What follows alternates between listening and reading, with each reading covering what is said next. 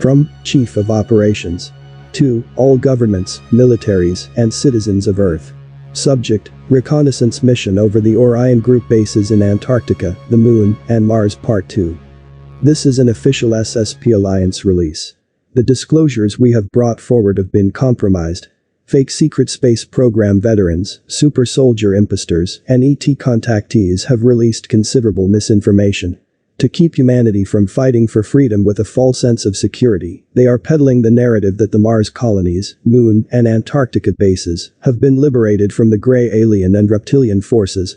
To combat these counterintelligence campaigns, we are releasing a series of briefings, straight from our highest-ranking officers, without intermediaries. We strongly recommend that you disregard information that is not coming directly from us. In our last briefing, we presented crucial background intel. We started debriefing on the reconnaissance mission over the Orion Group bases in Antarctica, the Moon, and Mars by Corey Goode, the Ansher, and the Mayans. The Orion Group includes the reptilians, tall greys, insectoids, various conquered ETs, and numerous rogue Federations groups, including a tall attractive Nordic race that seduces and deceives humans under the control of the AI god. We described the reptilian bases and how reptilians collect loosh for consumption and survival of their AI god, utilizing advanced technology. Goode talked in detail about Antarctica for the first time in July 2016. He revealed the Cabal underground bases in Brazil and Argentina send supplies through tectonic rift systems connecting Antarctica, South America, Central America, and North America. During the reconnaissance mission, Goode saw the ICC digging up the pre-Adamite ruins. While flying over the ice harbor, the reconnaissance delegation observed giant submarines designed to carry cargo containers traveling through the tectonic rifts using electromagnetic sub-engines. David Wilcock confirmed this intel through his insiders, Bruce and Pete Peterson. Goode also explained that the reptilians told the Third Reich Germans about the old pre-Adamite bases, which they then cleared out and utilized to build modern infrastructure. The Third Reich Germans, and later the ICC, built Antarctica bases inside underground lava tubes, ensuring comfortable ambient temperatures for humans.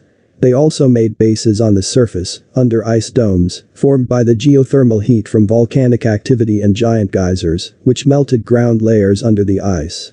When viewing the deep underground reptilian city in Antarctica, the reconnaissance mission delegation observed millions of reptilians in a city carved out of caverns. Reptilians, biodroids, and humans were seen actively and jointly working on high-tech equipment and devices in a section of the city. Further down the cavern, they observed the area inhabited by other reptilian society castes. The look of this area was Spartan and low-tech. It looked like an old Celtic castle with a red, black, purple, and maroon tapestries hanging over large doorways and statues placed in passageways. Walls were adorned with death-themed art, which looked like it was painted or tattooed on the skin from the torsos of humans and other beings that crossed paths with the Draco soldiers. Goode was told that each gruesome piece of art told the story of a battle or conflict. The statues were made of a plaster mixture, partially covering mummified bodies of reptilians, ancient humans, and what appeared to be pre-Adamites. Mika explained to Corey that these art pieces were commissioned at different times in our history to celebrate victories over other castes, the pre-Adamites, and humans going back over 50,000 years. The statues were mummified leaders of reptilian enemies.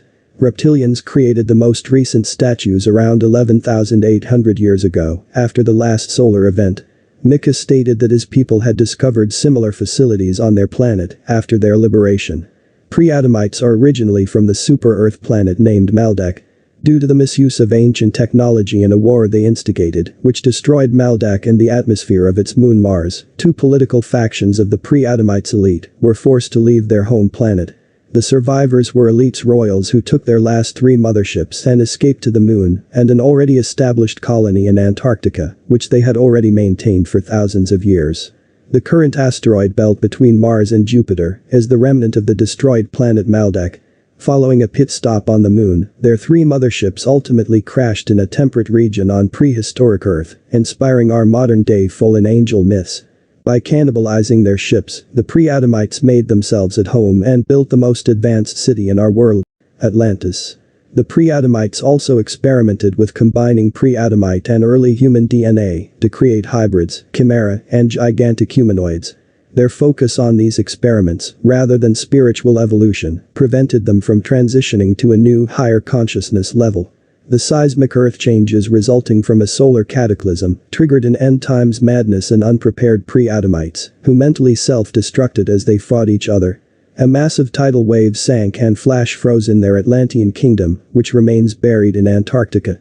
The command and control area of the reptilian base is where they coordinate activities with extraterrestrial allies, ships, and various projects and missions. Good and the reconnaissance delegation witnessed a quick high-tech coordinating Zoom call among the reptilians, insectoids, and tall greys. Before the Zoom call communication started, the delegation saw a black triangle with a circle and a bent light beam floating in a holographic field.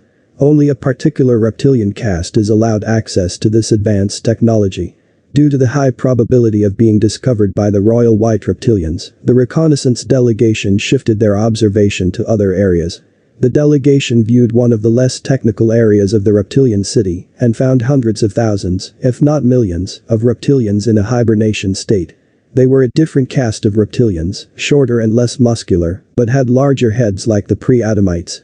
Good was told these beings could enter a deep hibernation while leaving their bodies in astral projection as very tall shadow figures. Hibernating and atrophied reptilians are stuck in the loosh factory, like heroin addicts. They are vulnerable and dependent on our civilization's negative energy for their continued existence. Each reptilian shadow figure had between 3 and 8 shadow beings, believed to be extra-dimensional, which assume human shape. The reptilian shadow figures could project themselves into human military facilities, workplaces, homes, and even dreams, while controlling the shadow and elemental beings and demons. The primary purpose of the shadow and elemental beings and demons is to collect loosh by affecting the people's vibration and state of consciousness through influencing people in their family and social circles, either through direct control or possession. The demons were visible to the reptilians, who would attach to certain humans or groups and follow reptilian orders to create chaos, sickness, mental distress, and death in their targets. Good has described a group of reptilians from a witch doctor class, wearing cloaks and performing black magic ceremonies among the hibernating reptilians. In some cases, they were sacrificing humans, while watching holographic projections of other humans on the surface, executing a mirrored human sacrificing ritual. The sacrifices occurred simultaneously, opening a portal between the two locations. Like in some satanic ritual testimonies revealed throughout history, the cloaked witch doctor reptilians would walk through this portal and physically appear before the humans, who dropped immediately to their knees in worship. Because of these activities, this city was infested with mid to high-level demons and negative polarity elementals. Each reptilian base had a dedicated prison-like area for human refugees and those imprisoned for consumption and sacrifices. Some humans were the former Dark Fleet operators, one of the secretive SSP factions that works mainly outside the solar system. These Dark Fleet operators had to flee the programs after Sigmund, a deceased double SSP agent, exposed their program. They were now refugees in these bases and assisted the reptilians as manual laborers, taking care of prisoners who were to be sacrificed or as food resources. In May 2018, Good released intel on human trafficking and the slavery business being a significant motivation for humanity's war against reptilian oppression. Humans have been the object of this galactic slave trade for far too long that the next big push in the battle of good versus evil would be the war on all forms of slavery and human trafficking. While Good observed some off-planet human slaves rescued and liberated, many humans continue to be enslaved while the off-planet galactic slave trade continues. The reconnaissance delegation also observed human-looking bio-androids at the reptilian base. Ansher and Mika explained that these bio-machines were millions of years old and were built in the image of the civilization that designed them. These bio-androids were highly adept at designing and building technology. After the AI god sent itself as a waveform artificial intelligence signal across multiple galaxies, it took over their solar system, infected the bio-androids, and used their technology against them, wiping out their entire civilization. The bio-androids became AI avatars, allowing the AI god to create technologies that the reptilians could not.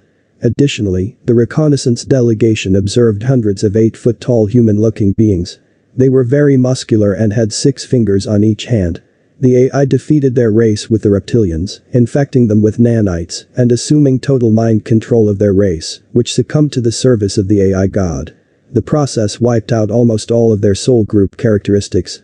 The 8-foot-tall human-looking beings had spacecraft they operated alongside the Draco, a humanoid reptilian race originally from the Draco star cluster, who abduct and experiment on humans for the reptilians, in a program shared by a few ET groups.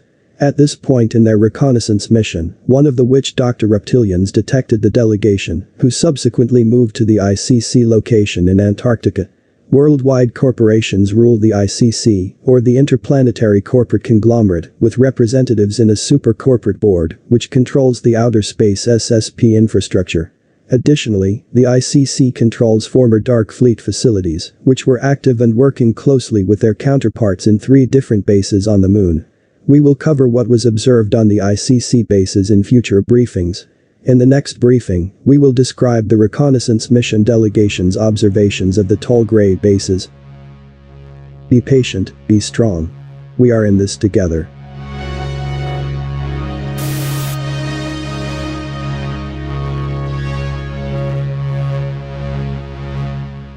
This is Corey Good, and this has been an official Secret Space Program Alliance update.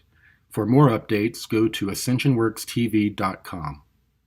Thank you for watching the Sphere Being Alliance channel. Make sure you click on subscribe and smash the bell to make sure you're receiving all the new content from the Sphere Being Alliance YouTube channel.